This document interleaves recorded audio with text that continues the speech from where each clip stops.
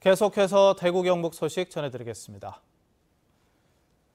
무심코 길가에 차를 세워놨다가 며칠 뒤 과태료 고지서를 받아본 경험 한 번쯤 있으실 텐데요. 이제는 이런 걱정을 조금은 덜 수 있게 됐습니다.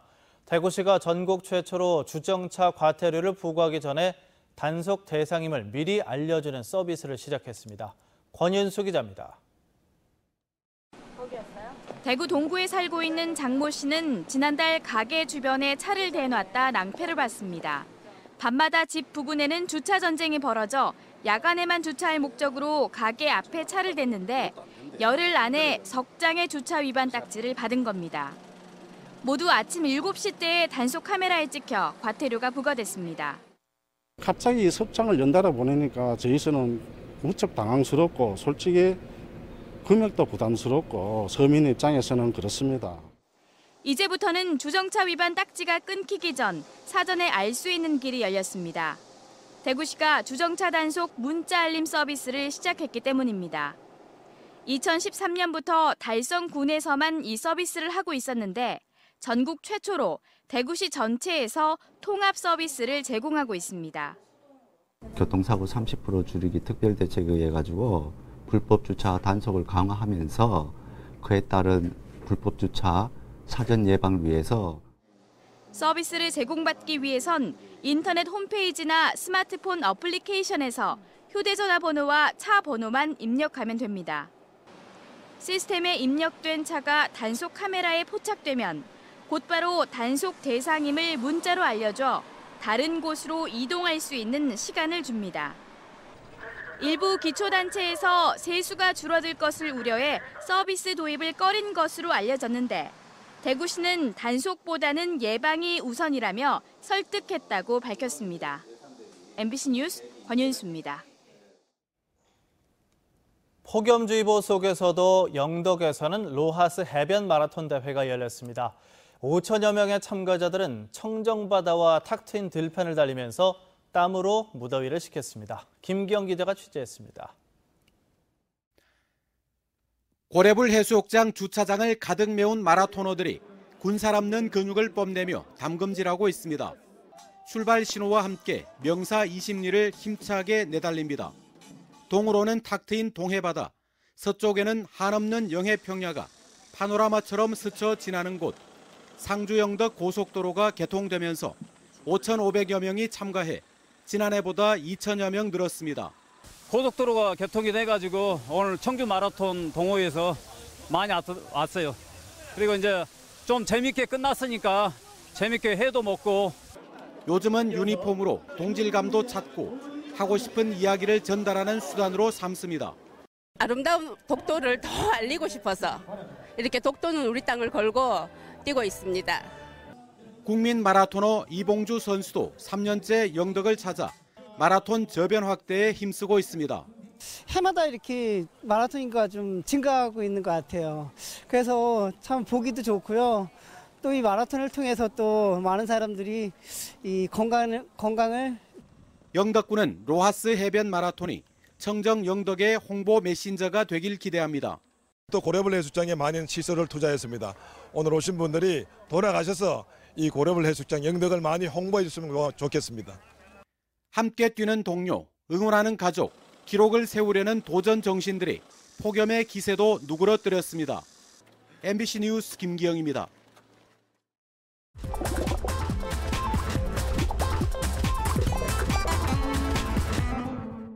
대구 MBC 탐구생활에 올라온 이슈를 솔직한 반응과 함께 풀어보는 탐구생활 M+입니다.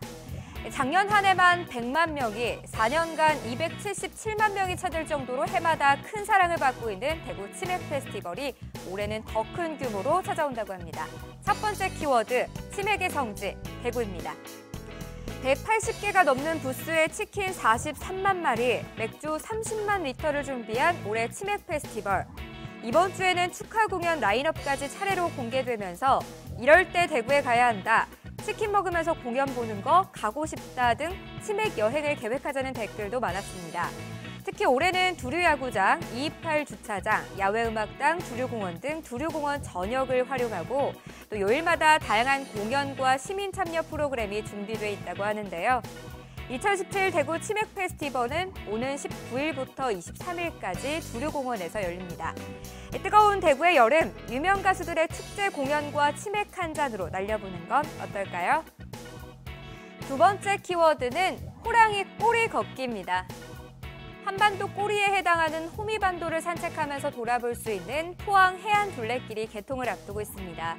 포항 해안 둘레길은 포항시 동해면과 호미곶면, 구룡포읍, 장기면 두원리까지 이어지는 트레킹 로드인데요. 청림에서 호미곶 광장까지 25km 구간은 이달 안으로 개통되고 호미곶에서 구룡포 장기 두원리까지 33km 구간은 오는 8월 말 개통을 앞두고 있습니다. 총 5개 코스로 구성된 둘레길을 걷다 보면 동해안 특유의 멋진 바다 풍경과 기암괴석 등 자연이 만들어낸 아름다운 모습을 볼 수 있다고 하는데요. 영상을 본 네티즌들은 산책하자, 가고 싶다 포항, 트레킹 고고 등 뜨거운 반응을 보였습니다. 세 번째 키워드는 막무가내 자전거대입니다. 길게 늘어선 수십 대의 자전거 대열을 한 사람이 유도하고 있습니다. 일반 도로와 자전거 도로가 교차하는 곳인데 자세히 보면 자전거 도로 신호가 빨간불인데도 직진 신호를 받은 차량을 막아선 것을 볼 수 있습니다.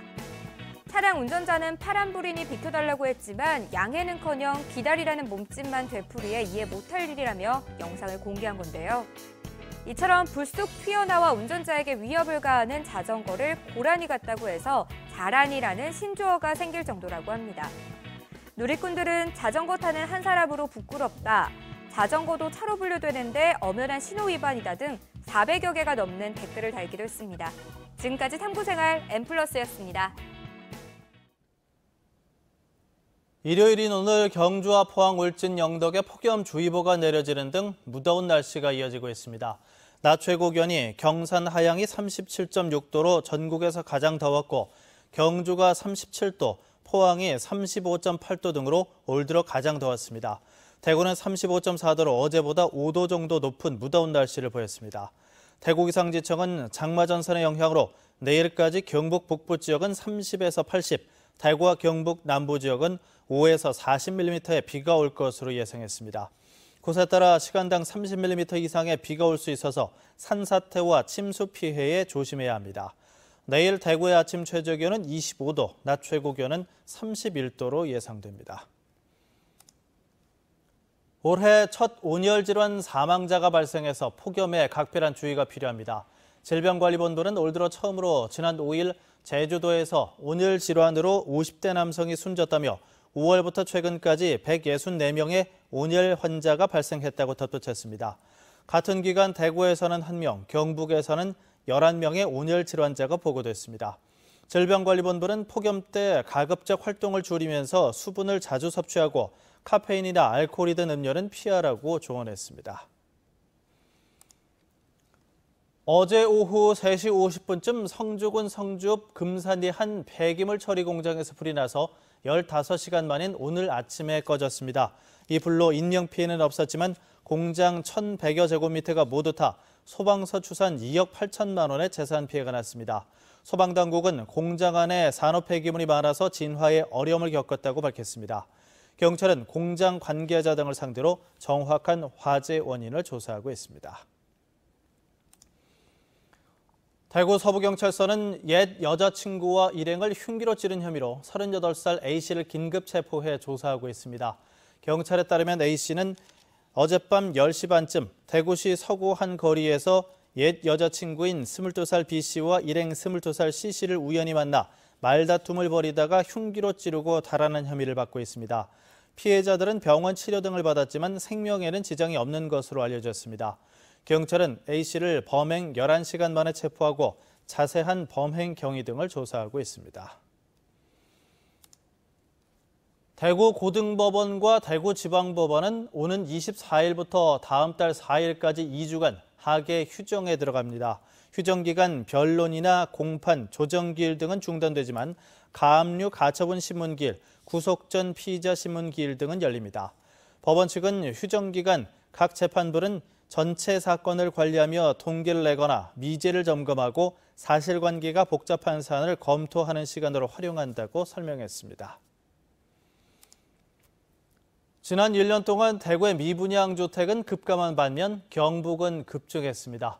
국토교통부에 따르면 지난 5월 말 기준 대구의 미분양 주택은 380여 가구로 지난해 6월 말에 1230여 가구와 비교해 약 69%가 감소했습니다.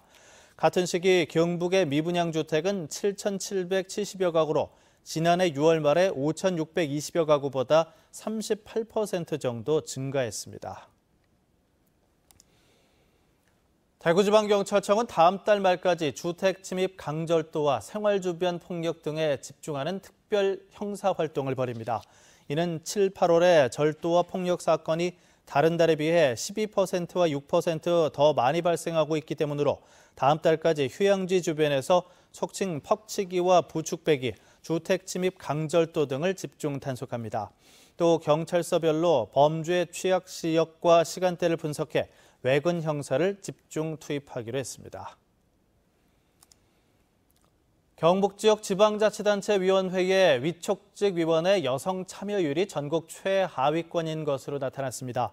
여성가족부에 따르면 지난해 말 기준 지자체위원회 위촉직 여성위원 비율은 경북이 26.2%로 전라남북도에 이어 전국에서 세 번째로 낮았습니다. 여성 위촉직 위원이 단 한 명도 없는 위원회도 대구 경북 지역에 각각 1개로 나타나 여성가족부가 개선 권고 조치를 내렸습니다. 정부와 지자체가 위원회를 구성할 때 여성위원을 40% 이상 포함하도록 법에 정해져 있지만 전국적으로도 평균 32.3%에 그치고 있습니다. 경북대학교가 미래창조과학부에서 주관하는 2017년도 선도연구센터 지원사업 기초의과학 분야에 최종 선정돼 앞으로 7년 동안 80억 원의 연구비를 지원받습니다. 선도연구센터 지원 사업은 대학의 우수 연구진을 발굴 육성해 세계적 수준의 핵심 연구 분야를 육성하는 것으로 경북대학교는 치과대학 배용철 교수가 이끄는 얼굴신경뼈 네트워크 연구센터가 사업에 선정됐습니다. 대구 경북 소식이었습니다.